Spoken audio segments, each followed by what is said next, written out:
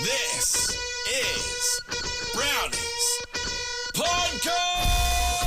Yes, welcome. This is Brownie's Podcast. Campbell Brown is somewhere in America and Kentucky. We'll speculate as to his health. Jonathan Brown's here.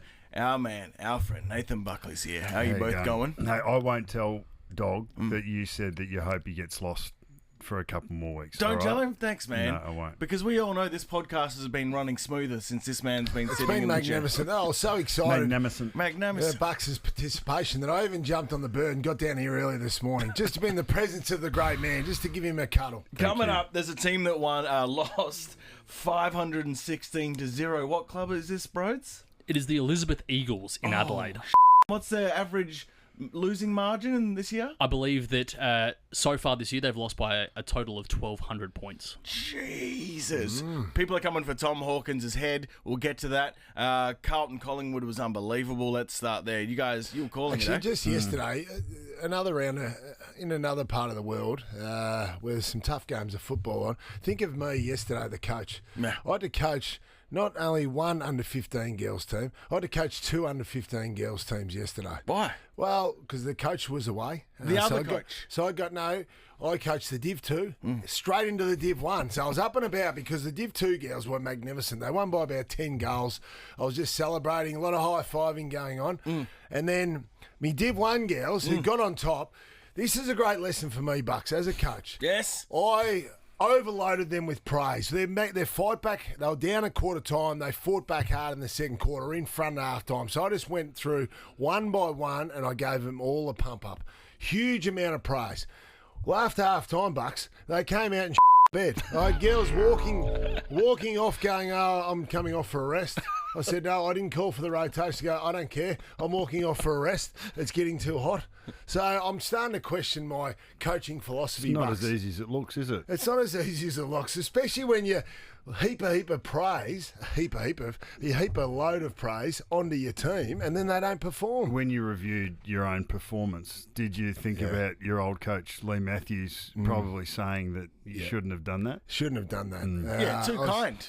I was too kind, and I think the girls took advantage of that. And Just like a relief teacher at school, they smell weakness and take advantage. Mate, with 10 minutes to go, we're going out. My best player just walks off. I go, what's happening? She goes, no, I'm just coming off. Name and shame. Name and shame. I think she's going to be in the first segment of Couch tonight. She might make good, bad, ugly. Hey, speaking of coaching, you showed me something that you found of Bucks during his coaching days. Magnificent. Oh, well, just what about the mischief of this man? Even last week he revealed that after I dropped Spasmodic into my coverage, Bucks was telling us that some of his boys used to say, you got to drop this word into a press conference. Well, he's not only dropping words in press conference, he's also turning up with a prop. And I just Googled this morning, Nathan Buckley press conferences. And I think Travis Cloak may have got fined for wearing a glove. $1,500 for a non-sanctioned grip footy glove. It was one of those ones that they use in the NFL where if you get the end of your pinky finger on it, you still take it. Yeah. So Bucks, halfway through the line of questioning, he just goes to rub his face and he's got Travis Cloak's glove on. Just roll gold comedy. Roll gold comedy. You're taking this job seriously. I can't even remember that I did that. Well, apparently I didn't smile until 2018, ever in my life. So it must have been after that. But I love it because we've never lived in a bigger time of press conference analysis, have we? It's become almost a hobby. It's become a sport here in this country. Well, Fakes copped it last week, but he obviously had the final say and the final answer yesterday. And Caro's gone whack on one of the boys this week. I can't remember which of the coach. Caro's gone whack about the way a coach handled a certain press conference. I love Chris Scott because Chris Scott. He just intellects everyone out of it. Yes. And that's great. I love that. And he makes sense, like your old coach. She whacked Chris Scott for not giving enough praise to Melbourne for their victory. Oh, no worries, Caro. Come on. But the guy I do love, like Dimmer, I love Dimmer because he literally just takes the piss. He does, he'll find a left field thing, and if it's a serious issue, he'll just start laughing at it. Yes. Like I think He is brilliant, and he's good. so he's the one I love to watch. Rossi Lyon's an interesting character. He's much watched. He can must turn, watch though. as well. You've done a bit of time with Rossi. Obviously, he's you a coached beauty. against him for a long time. Very smart man. He came up with a new one, like namby-pamby. Yes. So he's talking about sending the runner coming. Yes. So Doc's bringing Darcy Wilson off after a fairly heavy body contact. Yes. The Doc's sort of saying, he's waved him off. He's right, but he's winded. We'll get him off. The runner ran past the Doc and got Darcy Wilson and pointed him back to you go deep forward. And then Ross explained it later. He goes, well, we're setting the culture. We're trying to build something here, and it's not always going to go your way, and you've got to find resilience, and we're not some namby-pamby sort of existence here. So I love that. Coach took control. He took control. I absolutely love it. I remember actually, so I love Ross in the press conference. I remember that happened in 2006. I was skipper, and now this is a different time. Okay, I understand concussions. Is this Nick Rewell? No, 15. No, I like it when if Brownie prefaces anything with "now this is a different time," you get comfortable.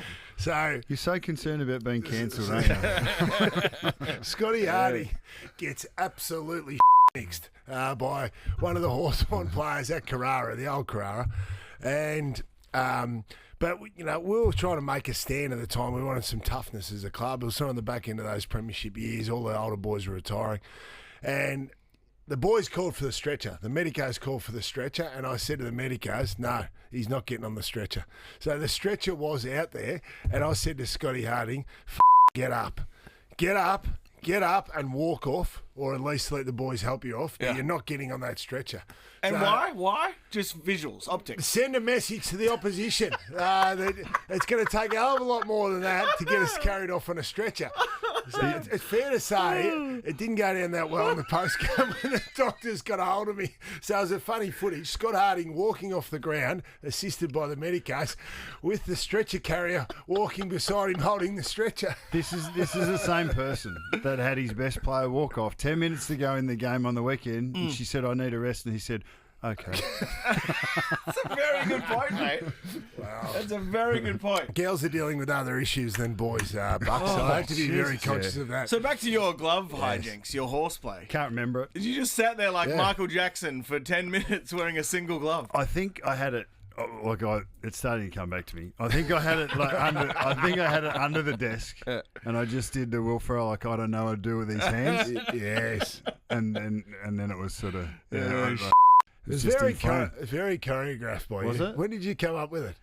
Did you do a bit of work in front of the mirror that morning thinking this is the way I'm going to do the big reveal? Because you could have gone with it early at the start of the press conference, but you waited. You waited until the right moment. I think I had it. Yeah, I had it in my. Yeah, in my also, hoodie. he's had to put it on secretly. So that takes concentration. You're fielding questions and putting the glove and on he had his secretly. hands No, I in his walked hoodie. in like that. Ah. I walked in like that. Smart. The reveal is all Everything. important. It's key. Let's go to Collingwood Timing. Carlton. Do you guys, what do you reckon? Why are we only talking about these two teams when they're 8th and 9th? they're Collingwood and Carlton. There's seven other teams above them. Well, they are contenders, and Collingwood hasn't lost since round 2. There is a draw mixed into that. And Carlton, all of a sudden, losing close games, Bucks. So it was a big game. We were there, about 88,000 there Friday night. It was a fantastic game again. And I just love the way Collingwood fought their way back in the game because Carlton looked really good early. Mackay kicked 3 goals. But I said it 3 weeks ago, Bucks. You've got to be careful. You've got to be careful flirting with your form, especially in close games. Carlton dominated close games, but they switched off for 10 minutes against Adelaide, got beaten, and since then they haven't been able to win a close game. Wobbly. Sam Walsh has been back for 3 weeks and been brilliant, but they've lost a couple of them. So, that's not really apropos of nothing. It doesn't say, well, Sam Walsh comes in, so Carlton are worse. That's not the way it works. But it's, that's the way I heard it. Yeah. But he's been huge. Cripps has been huge. Pendlebury Cripps was a great matchup. that The was reason awesome. this is big is because this is the Friday night game, and this is rivalry round. I'm being Dino. a dick. I'm being a dick. Yeah, you are being It's big. not the Derby. We've already had the Derby. Who won that, by the way? Doesn't matter. I know. No, but this was huge. The crowd were going absolutely ape. It makes all of us jealous for not going for Carlton or Collingwood because I want to experience that It party. started well too because the When you say domestic. crowd, you mean Peter Dacos was going ape. Man, how good let's was talk that? about Dakes. So when Does Dakes get the box every time? I don't know. I think he tips off Channel 7 where he's sitting. Mix, Yeah, he was cooked like in a fun Actually, way. He sits in the the Pelicanos box. I don't know if you know the Pelicanos. Pelicanos. I know big, that name. big Collingwood supporters. Frank and Nuns, and Frank has sadly passed. But their sons are basically running the Pelicano business and good mates with the Dacos boys. Nice. So Nick kicks that goal. His old man's gone for the glass slap. Bang, bang, bang on the next box. And then he's gone for the finger sign to the Blues fans. He did too. I saw because Liv. I went back Saturday morning with Liv, who's a Carlton supporter. She was absolutely shattered by the way. She did the votes on our postgame, and she gave the first 2 votes to Carlton players. I thought, surely not. She's not going to go a third Carlton player for 3, but common sense prevailed. She gave it to Nick Dacos, but we were flying back and we're watching the replay. Yes. And she, what was I going to say? She gave Nick Dacos. You know that the retaliator always, so Peter Dacos has done this one. That's right. Yeah. The retaliator always gets the penalty. Yes. What? So do you reckon he would just do that randomly to anyone? No. Obviously, he's been copping a gobful of all course. game. Absolutely. Well, Liv said to me, why is he doing that, Dad? I said, I reckon he's copped a fair whack all during the game. I'm trying to find the audio of BT Yeah. when he's near Dakes in the rooms after. And because he's had a few, Dakes Senior is speaking to his mate and he goes, nah, they were awful all night. So the mic gets that and BT goes, whoa, pulls it back, and he's talking about the umpires. And then Dakes is about to launch and go, they're awful, and BT saves him. He goes, no, they were fine, mate. How you going? What a great game. But it's unbelievable. Hey, it was an awesome start to the night as well. I don't think the MCG, when they dimmed the lights, there was a domestic violence message, which was done before every game. Yep. But also the extra one was the fundraising and the awareness for cancer research through Sam Doherty's connection and the Peter Mac, because it is the Peter Mac Cup they play for, those two teams. And Robbie Williams presented on the big screen. Oh, really? He presented Angels. It said for all the cancer sufferers out there, and then played Angels on the big screen. It was fantastic. So what an unbelievable start to the night. It was huge, and and it was. It went all the way to the wire, didn't it? Yeah, it so did. you get the last 45, 50 seconds, and Nicky Dacos just runs out of a pack. And it was like just being able to look back at that and see Nick Dacos and Walsh. Walsh looks like he's peeling off because it looks like Chera's going to get it. Yeah. Tap on from Harrison, and then he knew he was freak. seagull on a chip. He was Freak. always going to. Chera's not a fumbly type, but he would have struggled to get to sleep Friday night with that fumble. So you don't often see him do it. He fumbles that, coughs it up, they kick a goal. What about McKerno and Mackay? In the last 10 minutes, they both had opportunities to kick the ball to each other, and they go for the millionaire's kick or the speculator's kicking instead of going to the obvious. Kick it to each other, boys. Look after each Mackay other. in particular, the last one, he really I fudged should that. have gone over to Curnow. Slung shot back the other way. They had their opportunities. Bucks, what do you reckon? I think the Blues will still be okay. They've got a. That was still a strong performance, I thought. Collingwood are underrated at the moment for where they started their season, but in the last month they've defended really well. They've changed their ball movement. They're making it really hard. They're stifling the opposition's ball use, and they're forcing the game into contest in their own front half, in the opposition's back half. So that's going to challenge a lot of sides. I think we'll see this come to light more in the next 3 to 4 weeks, and I think we'll recognise it's a pretty good tactic to look after their older players because it stops the game getting up and back. I thought the way they controlled that game, especially after quarter time, it got them back into the game. I think you look at Collingwood and they seem such a free-flowing, instinctive team. I think Collingwood is the most predictable team to each other. The way their method, their different modes they have in games, and their ability to get themselves back into a game by controlling the ball. And to have those veterans out there, no greater example than 10 minutes to go in the last quarter, the way that Sidebottom and Pendlebury worked together to get the Pendlebury goal, like that is just two masters of the Chess craft. players, John. It was like two master chess players. Chessmen. Put. The two chessmen go to work, and that was a magnificent goal. Just the way Sidey waited.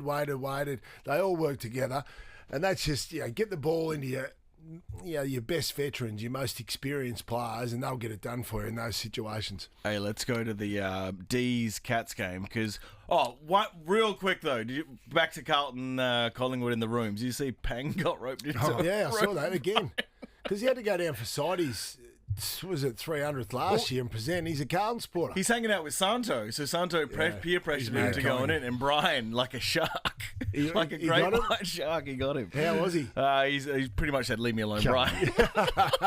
It wasn't like he was running away. Well, That's a good Brian. point. Brian used to coach him at Paran. Yes, man. Big BT was his coach. Was Pang's coach at Paran. I've heard some wild stories, but I don't think I can say them on the podcast. Pang ended up in the reserves, but Melbourne Geelong was good. That was a really good game. So 3-2 at half time. What do we think of that? Oh, Yeah. As long as it's close, it's still interesting, right? Am I wrong? well, both very good I defences. don't think you're wrong. I think this is the way the game is played, and when you are good defences, you can withstand multiple inside 50s against, because you just hold up and and if you can hold up, you get numbers back. It's like the flood's on, and then you take your chances to either move the ball, counter attack and score, or you get your turn to time in the sun with a few insides. But two very good I defensive was very sides. impressed with Melbourne, though, the way they moved the ball against a really stingy defence.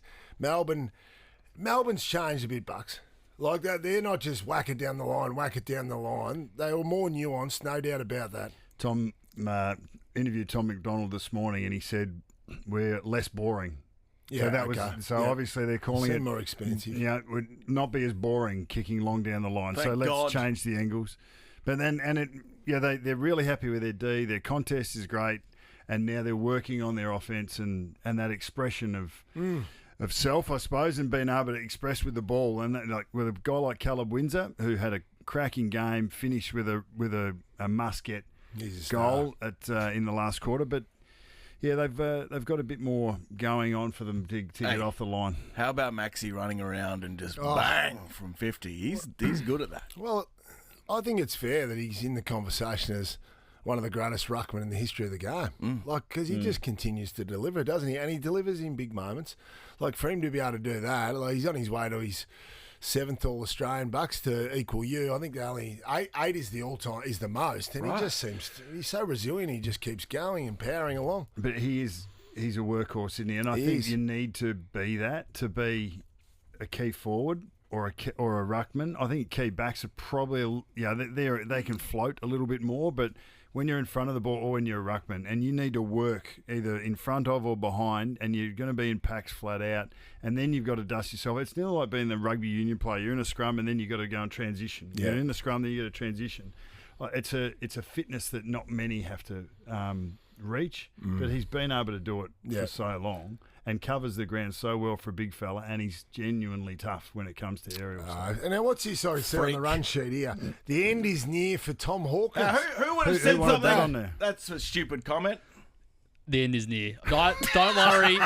I love Tomahawk more than most.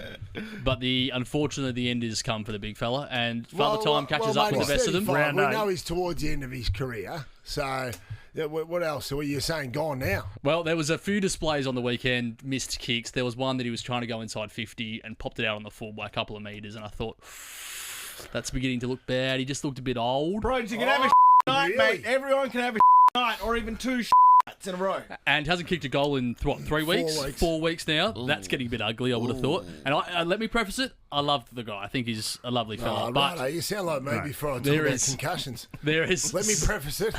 Don't come down on A me. lot of prefacing this I podcast. reckon he's got stuff. There is something else that how I know that the end is near. okay. I've got one So, other. hang on, just run me through how many games you play as a key forward and what level? I played as key back at times, undersized key back. Okay. At what level? Div. Well, it's not really a div. It's called What level, thirds. man? It's called thirds. Yeah. So there's div A, B, C, 1, 2, 3, and then there's thirds. So obviously thirds is at the So bottom. the but James Sicily sort of Tom Stewart of the thirds. yeah, kind of. Yeah, kind Oh, of. yeah, well put. And all Makes the it sound a boys, bit better. all the boys smoke at half time. Like Yeah, some of nice. them don't really rock up. Like So it's they a should. bit hit and miss at times. Yeah. But so that's how I know I can speak from another player's perspective as to when another player is done. But Yes. there's another fact. You said that with a straight face too. That's impressive. What's this other fact? Well, in January I was at a Bucks party. Oh, wow. This is amazing. You've got my full attention. Lucky you're sitting down, John, because And my old mate, it was his Bucks party, and he's from Geelong. Yeah. Turns out that Tom Hawkins is his cousin. right? Wow. So Tom comes along. Wow. So Tom comes along to the Bucks party, right? And as the activity on the Bucks party, they're like, all right. They're like, we'll have like a round robin of tennis. We hide out a tennis club just off Toorak Road and Chapel Street. Yes. Oh, yeah. And anyway, we hide it and you get split up and essentially you've got to have a beer for every game that you play. And you play like, I don't know, 8 games over the course or whatever. And anyway, I get partnered up against Tom Hawkins and I'm like, oh, this is going to be beautiful. Like, he's going to absolutely smoke me. I absolutely thrashed Tom Hawkins at Really? tennis. I depants the man. Drop shots? It was. Did you test him out It with was a few six, drop shots, It did was you? 6-2. Couldn't move. Could not move at all. Couldn't run up. Couldn't run back. Couldn't get to it. Just couldn't hit the ball. 'Cause he's I a- beat him 6-2. Well, now we 6-2. know. Did Tom Hawkins have a foot operation in the off-season? I don't even Bucks? know how he began the season with that loss No. sitting on his mind. Mate, So he's that- wearing sneakers on a tennis court after 8 beers. I don't- He doesn't give a about your tennis match. I've never taken it more seriously in my entire life. I was running from side to side. I was doing everything. So there you have But- it. He's been beaten by some big opponents this year. Harris have it. Andrews, Stephen May, Jacob Wiedering, and Brodie Pomeroy on a He's done, tennis mate. court. The end of the year. So you thought he was gone by the fact that you whacked a few past him Yeah. on the tennis court. And what I saw on the weekend, the loss is still affecting him from January. He can't get past it. Well, I can guarantee you he's playing his role for the team. And I feel like he's not far away from maybe kicking a few goals in the week. He plays Port Adelaide, whose defence has been vulnerable on Friday night. That's a big game. Tom plays a specific role for the team. And I think he does a lot of unselfish stuff. And the things that I look for in a player, and Bucks would back this up as well, you know, when older veterans falling over, fumbling, going outside the team roles, Forgetting where you parked your car. being selfish. Well, no, you can still Being get away with beaten that. 6-love in a tennis. 6-love in a tennis game. It's not quite there yet. Those things aren't happening. Those things aren't happening. So I'm actually going to that game in Geelong, and I Yes. spoke to a mate who went to their last home game, the Geelong home game, and he wore the opposing team's colours. And the guy behind the bar said, "I refuse to serve you until you take that off." Mate. And he stood there in like a Mexican standoff for like 10 minutes because the bartender refused to serve him in Nice. I opposing think team's colours. it's only a matter of days before we get the Announcement. Yeah, that he wants a Presser. rematch Yep.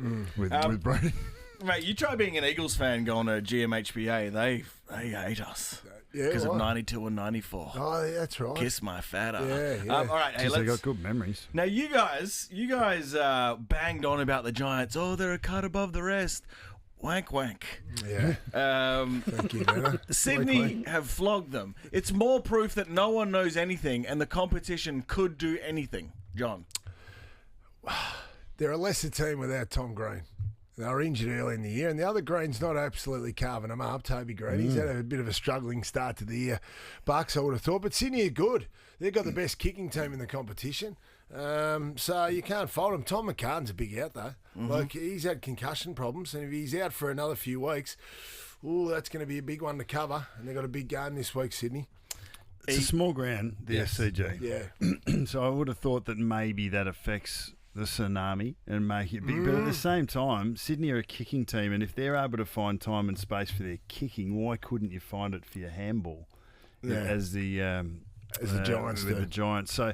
But it was a marquee matchup. They definitely got the better of them. Swans would be cock a hoop about that, wouldn't they? Yeah, defensively, the Giants just look a bit ordinary, Dino, this year. So I think Adam Kingsley's got to be able to tighten that up. Okay. And I think he will. They wasn't took a Kinger. while to get Did you see Jeez, him he was fire angry, up? wasn't he? You on the had bench. one effing job. Effing job, yeah. Don't you love it when you can lip read them perfectly? Yeah. Like Yeah, some it's things great. you can just tell exactly what they're saying.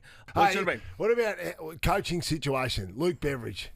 He's under the pump, mate. Whoa! Now, Bulldogs get an emotional lift every now and again, which they did against St Kilda a couple of weeks ago. But, geez, a lot of questions got to be asked now of Luke Beveridge, Bucks. And, can he sense he's lost the group? Well, I don't know if it's about a coach sensing that he's lost the group, but I do sense that he is fighting.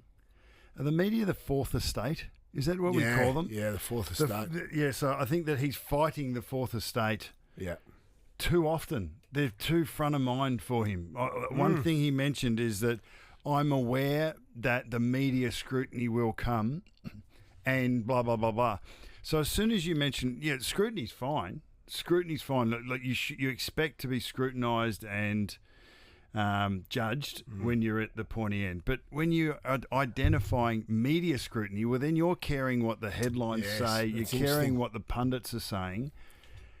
which means you're worried about an outcome from your performance rather than your performance itself. Good point, John. Yeah, it's a great So point. it's a little bit, and I've been there, and like Bevo's coached longer. Is it hard not to get sucked into that, though? Because even if you don't read the papers, you're going to get reminded by everyone around you, family, friends, staff, whatever. Is it hard not to get sucked into that, though, in the moment, Bucks? You're walking into that press conference. You think did you ever say to yourself, don't bite, don't buy into a storyline, don't give them the storyline? I actually thought that he handled the presser really well. Yeah. He was really open with where he thought the game was lost, how he thought that they were tracking, what their intent was for the season. It doesn't necessarily align with we've got a top 4 list from Meet Baines, which came last year and only a couple of weeks ago, but you can't explain that away. You've only just got to deal with your recent performances. And I thought he was forthcoming with some of that stuff. But you can only explain losses for so long until there's no explanation. That's a big loss, man. Did you ever feel at that point, or when you were coaching, did you feel at that point, you go, oh, geez, this is With the group? Yeah, this is troubling, or I'm seeing signs. Is there, like, you know what I'm trying to say? I'm trying to be linear here, I guess, and I know it's black and white, and footy's not black and white, but, you know, is there moments there where you think, oh, geez, I'm not sure about the group. Have I still got them? Well, my experience was we had to come off, and then we felt like we had to come off, Yeah. and we didn't have the group in the first sort of 12, 18 months, but battled our way to a prelim in my first year and then lost at an elimination final, and then we came off. In that journey back up, I mean, I nearly didn't get supported going into Yeah. So there were times in 16 and 17 where I thought, we might I might not be able to get this group where we need to go. And we had some losses late in 16 that were heavy losses, and you know, Pendles looked like he'd lost a bit of hope. It's the only pretty much one of the few times I've ever seen him, and he had a couple of hits to the head in successive weeks, sort of in that month, and he wasn't quite there, and a couple of leaders weren't quite there. That's when you look at that and you go, okay, if I haven't got them, or if they're not showing spark and showing hope and showing energy, then I might not have the locker room. If you don't have the locker room, well, then you're struggling. So I think that's what Bevo will be looking at, and there's a bit of scuttlebutt around that. I don't like hearing that. I mean, we were laughing about Sam Draper, but he was going on a conversation that he'd obviously had with either one or more Bulldogs players. So there might be some validity to what he's saying, even though we think it's not appropriate for him to say it. So there's a fair bit that Bevo's dealing with. Yeah, my word. We're going to take some ads real quick. The Eagles got close, and that's a win for me. That's pretty much a win. They've changed, haven't they? 'Cause Really? they've been- You've changed. They have changed. We don't have to go into it. I'm just saying we're not. Nah, Admit it. You're less We're less. You're less Yes. Back in a second. Welcome back to Brownie's podcast. So there's this team, the Elizabeth. What's their animal? The Eagles. The Eagles. They lost wow. 516-0 on the bit like the weekend. West Coast Eagles. Something Not- about the Eagles mascot. Not at all, John. We're back, as you saw us against Essendon. And we're going to call the coach right now, the club president, Adrian, to talk about what it's like to lose by 1,000 points. and a score. Hello. Adrian, how you going, man? It's Brownie's podcast. Jonathan Brown, Nathan Buckley, and Dean Thomas. How are you? Well, you sound a bit circumspect there, Adrian. You sound a little bit flat, which is understandable considering you lost by over 500 points. What happened on the weekend? Oh, yeah, well, we got a little bit of a hiding. Little bit of a Adrian, That's a big is it- understatement. Is it true that you guys wanted to enter into the C grade, but you've been forced to play in the A grade? Look, the league there's nothing wrong with what the league have done. You know, the time frame of how this all sort of came about was pretty short. You know, we had to basically juggle a few things, and you know, it is what it is. So You poor bastard. You you sound know, flat. I'm not looking to blame people. You just got to get on with it. You know. If you were going to blame someone, though, Adrian, who should point the finger at first? Like, is it the full forward, the captain, the coach? Have we got someone we can at least put? We need something to hang our head on. You want to stick? I want to stick the knife into someone. Oh, rightio. stick it into our back line, our full back from last week, because he broke his wrist, and then we didn't have him this week. Oh, yeah. And how many of the opposition full prick. forward kicked then this week? Sorry? What was the biggest score from an opposition forward this week because your full back wasn't there? Oh, I think he kicked 29. Oh, Saturday. So. Hey, how's the mental state of the coach? I think I lost Adrian? count, so I don't know. How's the coach going? Oh, look, he's going all right. He's just trying to deal with the cards that he gets dealt. They're pretty ordinary cards, but And have you, what sort of you got some kids in the side? Like what yeah, we've what got ages? we got a bit of a blend of some of the younger lads that were more predominantly Bs and C graders that probably hadn't had a touch of A grade footy yet, and they're stepping up doing the club thing, and and then probably I'll be the oldest, 51. So Are you still you're playing? yeah. Okay. Well, see, Adrian, at least when you were a kid, you played with a scoreboard. Some of the guys you're playing might not have ever played a game with a scoreboard, and this must be really challenging for them. Yeah. Adrian, I just want you to feel better, man. I can see you Yeah, flat. What was the message? Did you have to go to the post game? I presume you do a post game Reflection. and you have to present the trophies and the awards. Did you have to get up and make a speech? Oh, look, I don't know there was any sort of speech material for Saturday, but look, you get up there and to be honest, my hat's off to all the lads that are sticking by it and having a crack at it. As much as we're getting pumped, they're all positive and having a go. Exactly. And that's Adrian. all I can ask, and that was sort of in my rundown for Your it. message. Identify yourself. I'm Brody, the producer. G'day, H. How you going? At halftime, when you're down by, say, like 300 points, what's the message that goes out there? Like, let's just get a goal. Let's just try and get man up. Good. I love that. Man up's good. Old school. Man up. Bit of one-on-one. Do you ever send that message out, Bucks? You're getting pumped at half time. Man up, boys. Yeah, kick it long. Yeah, that would be the second one, I'd probably say. Adrian, I did get a message from a guy, Antonio Cavallaro, on my Instagram. He played against you guys last year, and he reached out. He said, surely there's something that you can do. You might be able to pull together and organise something for this club. He was actually that's an opposition player against you. So you've got I suppose the situation you find yourself in, it must be tough to be there, but you've got some empathy around the league. So I hope you can find your way out of this circumstance and get some score on the board and be competitive at some point against an opposition this year, mate. Yeah, no worries. Thank you. Thank you. Adrian. Obviously, we can't get you to play. Well, You were against Neil Madonna. I could give you my best 4.5 minutes, but I just sense that That's have all right. this. That's probably enough for some of them that were out there. So.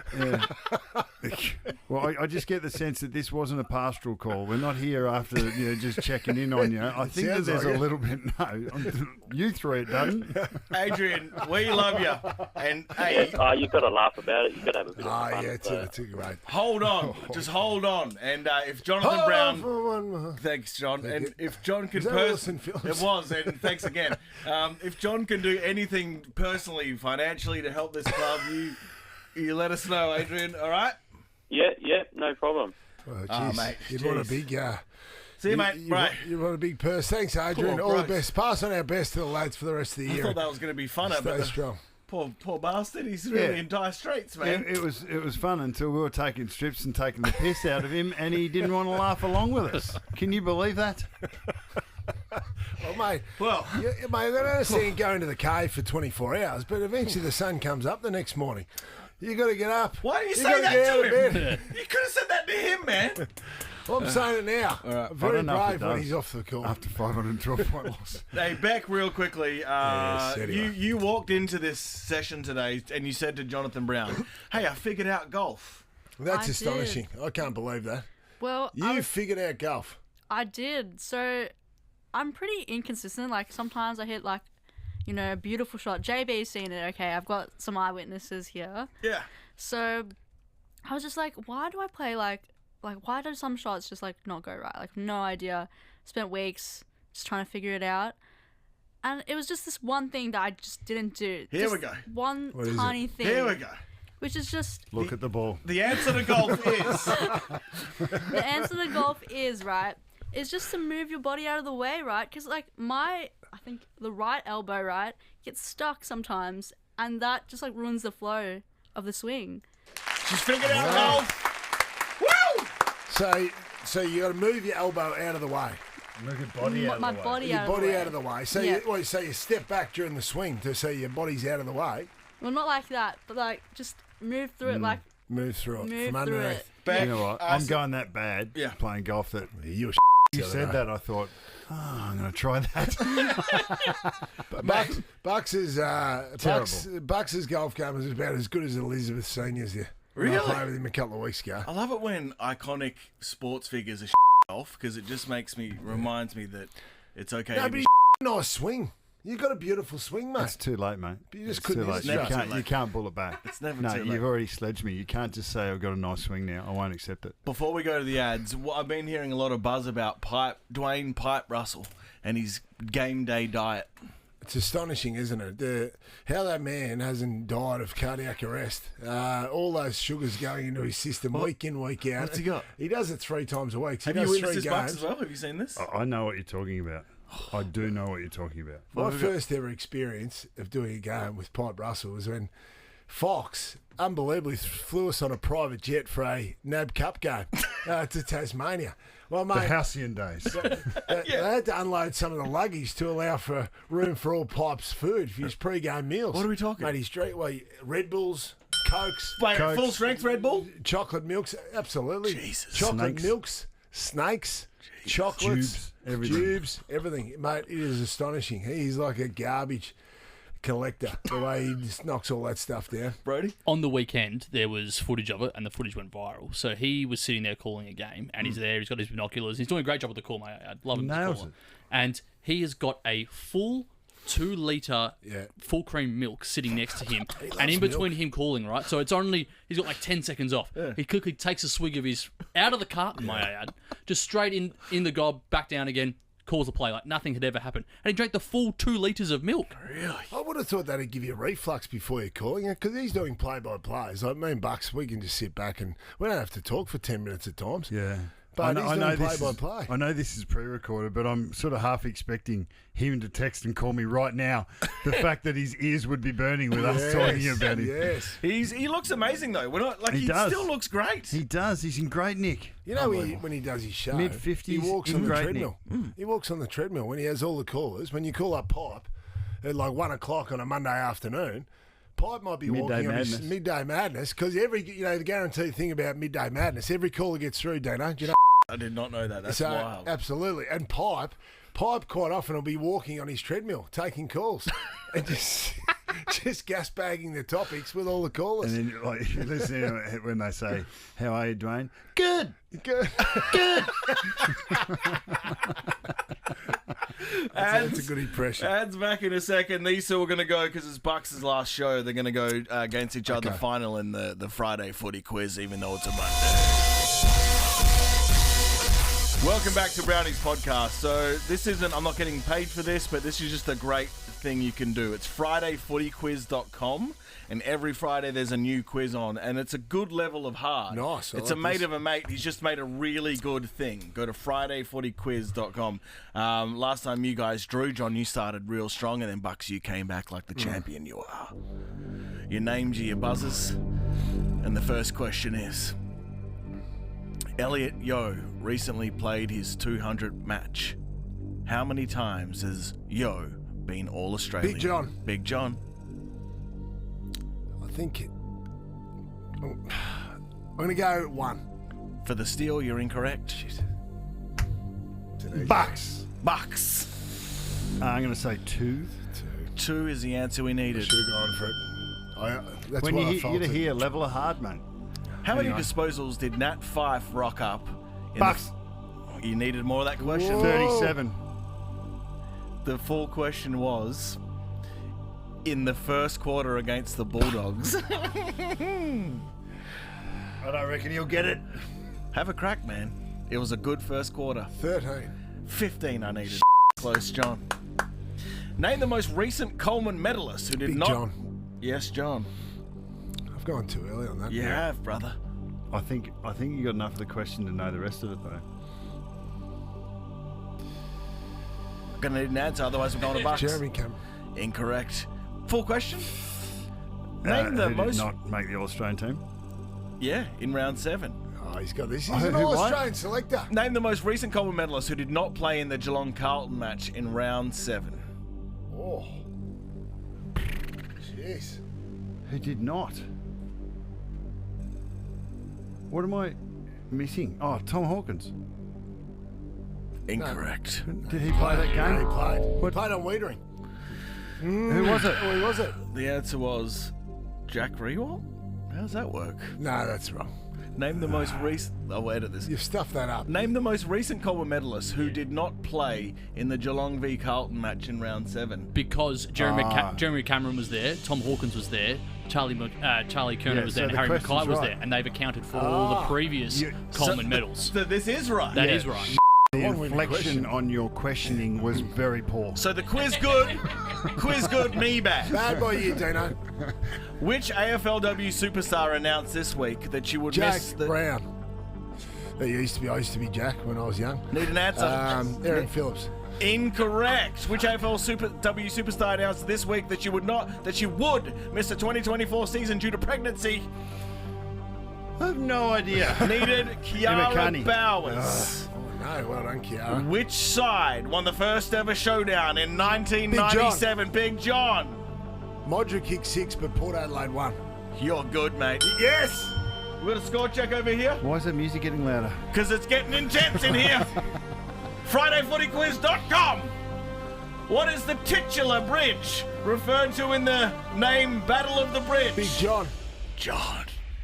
It is the Sydney Harbour Bridge. Incorrect. Yeah, it's the other one. Shout out to the word titular as well. Titular. Yeah. I know what it is. Battle of the Bridge. Bucks. Yeah. I've got no idea. Oh. It's the Anzac Bridge. It was, but you don't get the point. Who took Mark of the Year in 2023? Big John. Bucks in first. Himmelberg. Correct, and he recently passed wind in his partner's TikTok. And Oh. yeah, it Oh, was- how did that go? Score check, please. Lot of likes, Beck. What level of decibels Next one wins. did We're at that a reach? tie. Next one wins. We're at a tie. Who said it? My heart's pumping 1,000 minutes Bucks. per second. Who said that? If it wasn't Clokey. He's not Googling either. No, I'm not allowed to Google. Rewalt. Jack Rewalt. No, but he's charming, and he did play for the Tigers. My heart's pumping 1,000. Big John. Big John for the win. Richo, man. Even though you gave it a theme song, no, we needed Jack Higgins. Do we need another question? Oh, no. All right, we're going back to one more There was question. two, This Jack is for Higgins. the... We got him on the radio for that. This is to decide which of you lug nutses is the smartest man. The first national draft was held in which year? Bucks. Bucks. In 1987, and Martin Leslie was the number one pick. Oh, incorrect. So close. So close. John for the steal. 1986, the year before they came in. He's done it! Yeah! Sorry, man. There's a technicality in that. It would have been late 86 before the first year of the Eagles and Bears. Don't go explaining and swanning about with your Thank chest you. out. Bucks, we've loved having you, man. It's Thanks, been good. mate. Come back as soon as you hated can. Well, we've ended on a bad note for you, but do Friday 40 quiz every Yeah. Friday. Some of the degenerates did way good. better than you two. All good. But hey, anytime Campbell's crook, you're coming in. I'd love to. Yeah. Well, been we're a happy with pleasure. him to do it full time as Yeah, well. been happy to. Pleasure. Yeah. It's good that we hit our heart out at 12:45. See you soon. Get it, Darren.